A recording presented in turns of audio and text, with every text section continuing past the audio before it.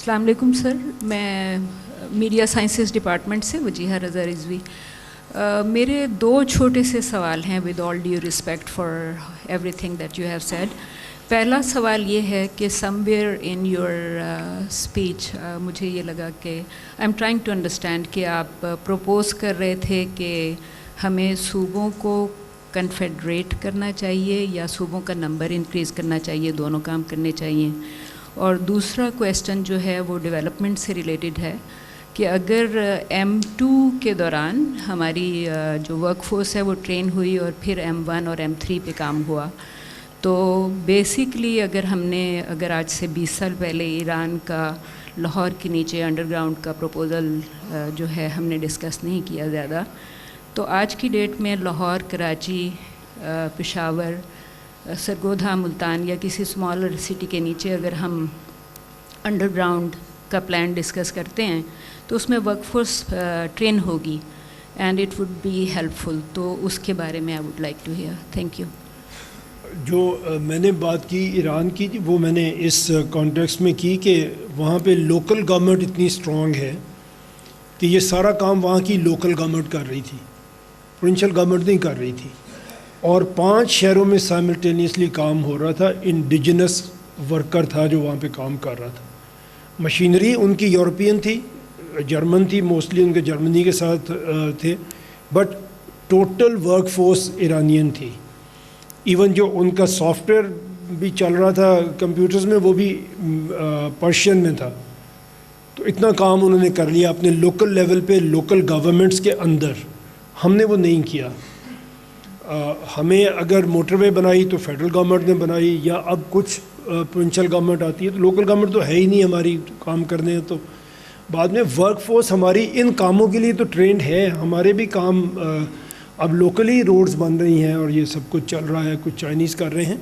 But اصل تو یہ بات ہے کہ ہماری ایجوکیشن جو فارمل ایجوکیشن ہے وہی نہیں ہے، اور ٹیکنیکل ایجوکیشن بھی نہ ہونے کے برابر ہے. تو یہ کرے گا کون؟ یہ صوبوں کا کام ہے اور وہ کر نہیں پا رہے.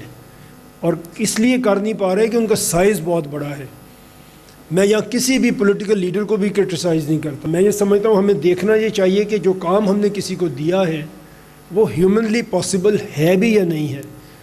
ابھی ہم نے عدالتوں کی بھی بات کی ہے یہاں پہ. کچھ ایک سپریم کورٹ کے جج کے پاس اس وقت 3000 سے زیادہ کیسز ہیں، اور جس لیول کی سپریم کورٹ کے جو وکلاء حضرات ہیں، جو ان کا لیول ہے، جس لیول پہ وہ بات کرتے ہیں، اس کو سمجھنا، کیس کو پڑھنا، انڈرسٹینڈ کرنا، ڈیسائیڈ کرنا، اور 3000 پینڈنگ کیسز کو لے کے بیٹھنا از ہیومنلی ناٹ پاسبل.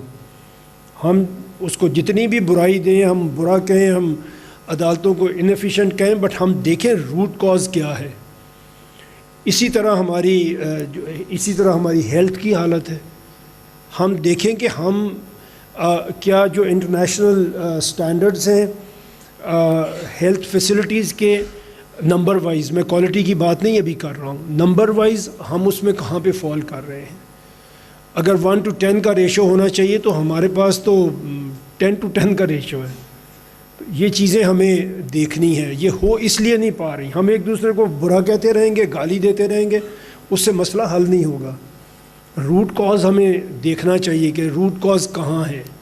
اور جس کے پاس اختیار ہے وہ پھر بھی اختیار چھوڑنے کے لیے تیار نہیں ہے، حالانکہ نیچے کام بھی نہیں ہو رہا. یہ کام عوام کو کرنا پڑے گا، آپ کو کرنا پڑے گا.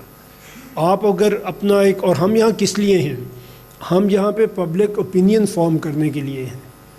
آپ کو بتانے آئے ہیں کہ آپ کا فائدہ کس میں ہے. پولیٹیکل سلوگنز میں نہیں ہے، عصبیت میں بھی نہیں ہے. اسی لیے میں نے بات یہاں سے شروع کی کہ جب ایک پولیٹیکل لیڈرشپ فیل ہو جاتی ہے ٹو ڈیلیور، تو پھر یہ ان چیزوں کا سہارا لیتی ہے کہ میں پنجابی ہوں تو میں پٹھان ہوں، میں سندھی ہوں، میں کشمیری ہوں، مجھے سارے کشمیری مل کے ووٹ دیں گے، مجھے سارے سندھی مل کے ووٹ دیں گے، مہاجر ووٹ میرا ووٹ ہوگا. یہ باتیں تب شروع ہوتی ہیں جب آپ ڈیلیور نہیں کرتے. جب آپ ڈیلیور کر رہے ہوتے ہیں تو لوگ اکراس نیشنلٹیز آپ کو ووٹ دے رہے ہوتے ہیں.